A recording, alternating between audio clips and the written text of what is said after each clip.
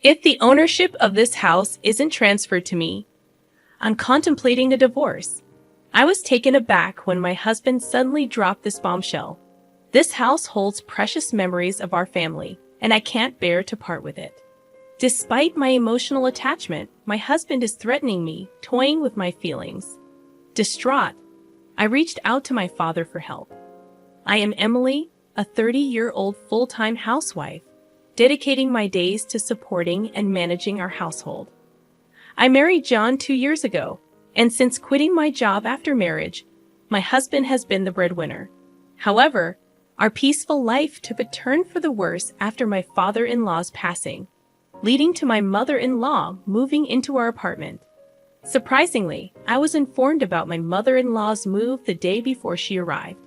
Nonchalantly, my husband announced her impending arrival as if it were the most natural thing. It caught me off guard, and I questioned the suddenness of it. I forgot to mention earlier that my mother would also be coming to live with us from tomorrow. As soon as my husband came home, he casually mentioned her arrival, asking me to prepare and clean up. I was bewildered by the news. I thought she was coming over for a visit, but my husband clarified that she was moving in. The decision was made without any prior discussion with me, and the very next day, my mother-in-law arrived with numerous luggages. It's been a while. I'm glad you look well, Mary. Please come in, I greeted her. However, she seemed displeased for some reason. As she entered, she questioned why I didn't come to pick her up, emphasizing that it's common sense to meet at the station, especially when you know your mother-in-law is arriving. While carrying the hefty luggages, I didn't know what time you'd arrive. In that case, shouldn't you have contacted me? You're so thoughtless. I apologize. This is why they say some daughter-in-laws are useless and inconsiderate. Grumbling, the mother-in-law settled heavily on the sofa. Despite being a guest in our home, she acted as if she owned the place. I couldn't believe it. From that day on, her snide comments became even more intense. As soon as my husband left for work, the barrage began. Emily, why are you sitting there? Do the dishes. You should have finished the laundry in the morning. That's common knowledge. I'm sorry, I'll do the laundry once the dishes are done. You have the wrong priorities. In my house, it's a rule to do laundry immediately after breakfast. But that rule is just to do as you're told. Haven't your parents taught you not to make excuses? I had my own daily routine, and it seemed that Mary couldn't understand that I wasn't refusing to do the work. Even if I did things her way, she would still find fault and complain every day. The daytime hours alone with her were especially challenging. One day, I had an epiphany on how to end this living hell with my mother-in-law. The plan was to move to the house I inherited from my father and live in a separate home from her. My father retired early a few months ago, and my parents started a new life in the countryside. They then passed on their house to me. Fortunately, that house isn't too far from our current apartment, and we were planning to move eventually. Living with my mother-in-law had reached my limits, so I decided to talk to my husband about moving sooner. John, can we talk for a moment? What's up? Anything happened? Remember the house my father gave us? What do you think about moving there? Oh, that house. We did talk about moving there someday. Why the sudden decision? Well, I've been having some difficulties with your mother. She never mentioned anything, but I can't bear living with her anymore. That's why I'm seriously considering moving. Observing that the new place isn't too far, I suggested we move there, allowing my mother-in-law to stay in the current apartment. Surprisingly, my husband agreed to the move.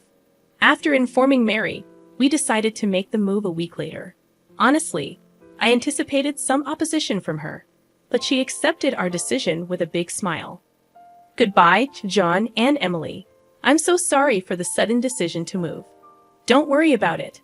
It's wonderful that your father gave you the house. He's very sweet. Thank you. Please visit us sometime. Of course, it's not too far from here, and I hope you visit me regularly too. I will. After the conversation, I headed to our new home with my husband, feeling relieved that I wouldn't have to endure snide remarks anymore. I could now live freely at my own pace. Although I had initially feared Mary's opposition, consulting with John brought me peace. However, my peace did not last. Despite being able to keep my distance from my mother-in-law and reduce stress, my husband started coming home late. It wasn't just the late returns. There were days when he wouldn't come home at all. He defended his actions, saying he was worried about his mother, but it became too frequent. Without informing me, he went to her house, had dinner with her, and sometimes stayed overnight, disrupting my daily life. This can't go on, I thought one day. I sat him down for a talk. John, you've been coming home really late lately, and sometimes you don't even come home at all. Is that so? I'm just worried about my mother. That's not the point. At least let me know beforehand that you'll be late, so I'll know I don't have to prepare dinner. Since you're a housewife and always at home, you can eat the leftovers for lunch the next day, right? So you're saying I should just accept everything quietly because I'm a housewife? Are you saying we shouldn't talk about this? Isn't that the truth? Housewives just relax at home. What? What are you saying? Anyway, I'm worried about leaving my mother alone. Ellie will be coming back soon, and I need to discuss some things with her. Wait, Ellie is coming back. What does he need to discuss with her? Curious, I asked my husband. We're moving Ellie here to live with us. Live together? Yes, she kept saying she wanted a big house like the one she lived abroad. That's why I thought of letting her stay in this house. What? I don't understand. Suddenly informed of this, I couldn't think of anything. Is my sister-in-law going to live in this house? I had barely escaped from Mary's constant complaints, and now his sister, Ellie, was going to live in this house. I couldn't wrap my head around it. This was the house I inherited from my father. It felt unnatural. It's the only big house that would satisfy Ellie, my husband argued. The apartment where we used to live is now where my mother stays, and it's too small for 4 people. But I never intended to live with Ellie. I don't plan to live together either. I intend to give this house to Ellie, my husband declared. What? Why? Because we plan to move back with my mother. Ellie can use this house freely, he explained. I was taken aback by my husband's unreasonable proposal and felt like fainting. Despite my repeated insistence that I had no intention of living with my mother-in-law, my husband eventually became furious. Can't you be a little more considerate? You can live because of me, so just do as I say. Enough is enough of your jokes. This house is precious to me, inherited from my father. Why should I give it to Ellie? Such a wonderful house is wasted on you, isn't it? I've already told Ellie that I've got her a large house. It's too late to say otherwise now. I wasn't consulted in any of this decision. Either way, I can't accept it. You're always complaining. Enough. Calm down and think. I'll go back to my mother's for a while. My husband angrily slammed the door and left. Left alone in the room, tears streamed down my face. I couldn't understand why my husband decided everything on his own. It's unimaginable that he intends to give away the house I inherited from my father to my sister-in-law. Every day, my husband sent me messages asking if I had calmed down and to come back soon. Each time, I had to firmly tell him that I had no intention of agreeing. Then, one day, he said something shocking over the phone. Hey, Emily, when will you come here and live with me? Stop nagging. I've said it so many times. I have no intention of living with Mary.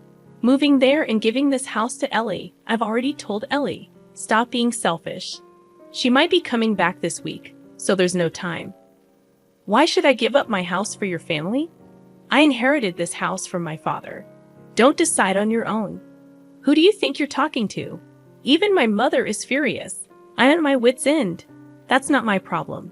You're ignoring my feelings, I responded. My husband let out a big sigh over the phone, clearly frustrated.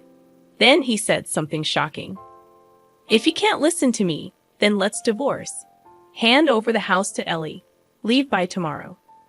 At that moment, my love for my husband quickly faded. Threatening me with the word divorce was utterly despicable.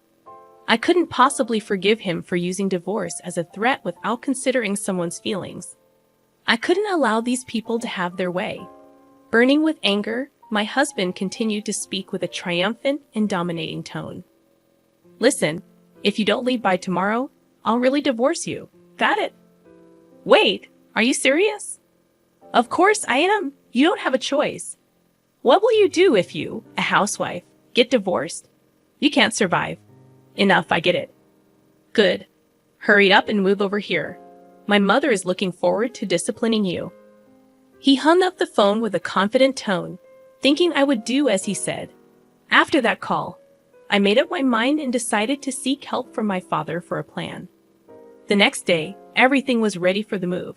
I replied calmly when asked, "By the way, I'm curious about when Ellie will be back." "She'll be back tomorrow." "Why are you so obsessed with Ellie?" "Between you and me, she seems to have made a lot from stock investments." "I see. So if you provide her with a house, maybe you can ask for financial help." "That's so like you.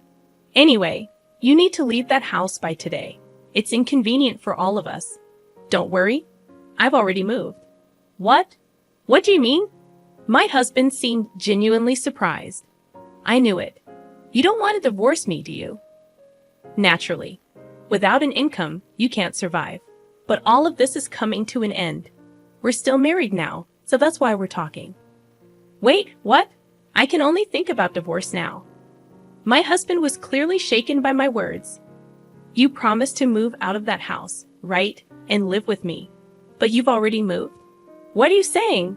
"Of course, I won't live in a house with a husband who decides everything on his own and a bullying mother-in-law." "Why are you including me? You promised to move out for Ellie." "I said I've already moved, didn't I?" "I did as you said. Enough with the jokes. Where are you now?" My husband's tone was panicky, and he was clearly losing his cool. "Actually, I'm at my parents' house." "Why?" "I moved to my parents' rural home. I don't plan on returning to where you guys are." "You should have told me that sooner."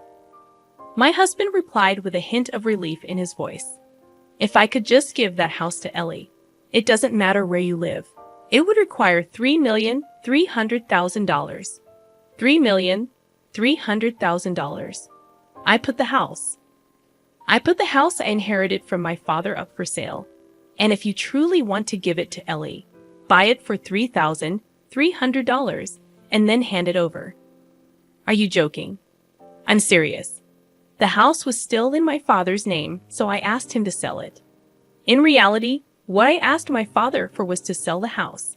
My father had always said, 'If something happens, contact me. You can live or sell this house as you like. I'll help you.' As a result of the valuation, a price of $3,300,000 was proposed, which I gladly agreed to and put the house on the market immediately." My husband probably never saw this coming. He spat out insults, consumed with anger. "Why are you doing this without asking me? This is unforgivable." "I'm not asking for, nor do I need your approval.